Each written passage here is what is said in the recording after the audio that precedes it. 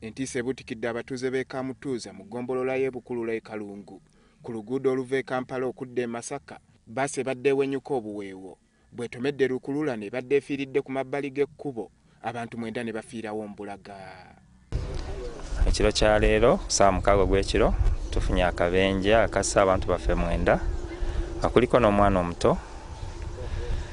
Akabenje kano kabadde ku motoka 2 trailer ebadde yafiiridde ku kkubo naye nga driver yagipakinze ku ludda lwa kkono olw'oluguudo.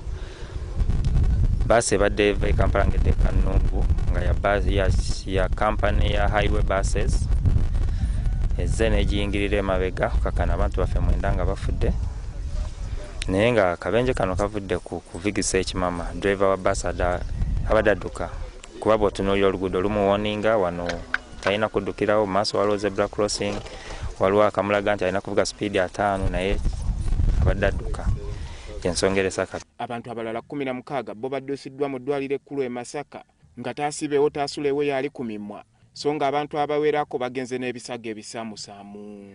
Ebadde ensisi y'amaanyi mu ddwaliro ekkulu e Masaka abasawo nga bagezaako okutaasa obulamu bw'abo abasimattuse ng'abamu ku bo bakutuseeko emikono amagulu kono okutuusibwako ebisago eby'amaanyi.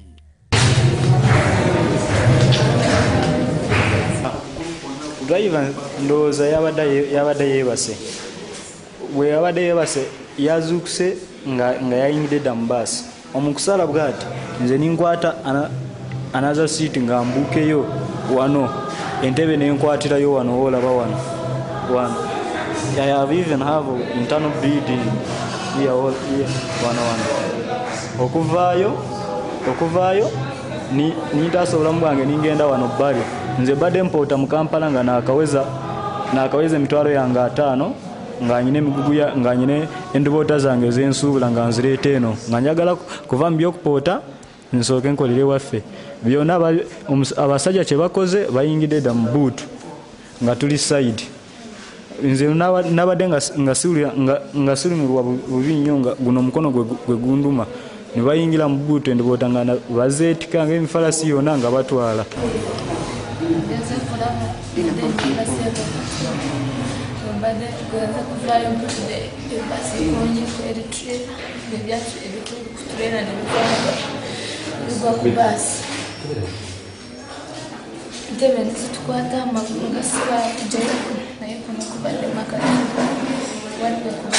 Kasoza okwabaddeko trailer ng'erina hardware materials. Ekimotoka kino weewaawo kyabadde mu kkubo kubanga tekyabadde ebbali wakubo ate n'okuva wansi tewabadde sayinisi zonna zaga nti mu maaso waliyo ekitrailer.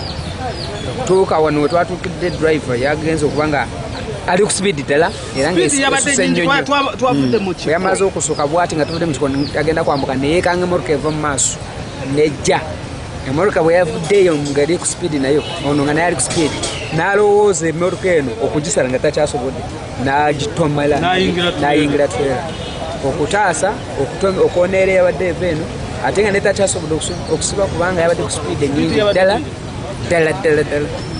okutuusa awo tuyise mu madirisa nga musayi gitiirika ng'abantu bafudde era abantu abafudde. Akabenje kano kagudde okusaawa 6 mu kiro ekikeesezza olwaleero mu kabuga k'e Kaamutuuza kilomita 7 okumpi n'enjegooyego z'ekibuga Masaka. Abamu ku bafiiridde mu kabenje kano mulimu omwawule w'ekinkizi dayosisi Reverend Kanoni Kamunda n'abalala abatategeerekeseeko mannya. Ate abafunye ebisago kuliko muwala wa Reverend Kanoni Kamunda, Fibe Ainembabazi, Ivan Alinayitwe, Joseph Ayesigwa, Agatha Mushabenta, Kakulu Byabagambi, Nicholas Niwandinda n'abalala abatategeerekeseeko mannya. Kigambibwa nti dereva wa basi Isuzu namba UAX 286M eya kampuni ya highway coaches ebadde eva e Kampala ngedde Kanungu eyabadde avuga endima yeekanze ekimotoka ki Lukuulana namba UAG 872N kasaze UAD namba 886Q ekyabadde kifiiridde mu kkubo wakati. Bakaawo nabo bagamba nti oluvannyuma lwa dereva wa basi okwekanga ki Lukuulana kino yagezezzaako okuwugula basi wabula n'asangayo emmotoka eyabadde eva ku Lw'e Masaka okukkakkana ng'ayingiridde ekimotoka kiroole.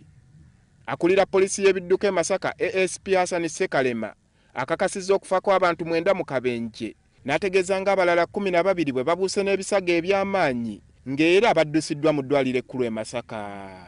Baabasimattusa akabenje kano nabo baliko bye batunnyonnyodde ku ngeri gye balabyemu akabenje, kyokka nga bonna omusango bagussa ku mugoba wa baasi gwe balumiriza nti abadde avugisa kimama.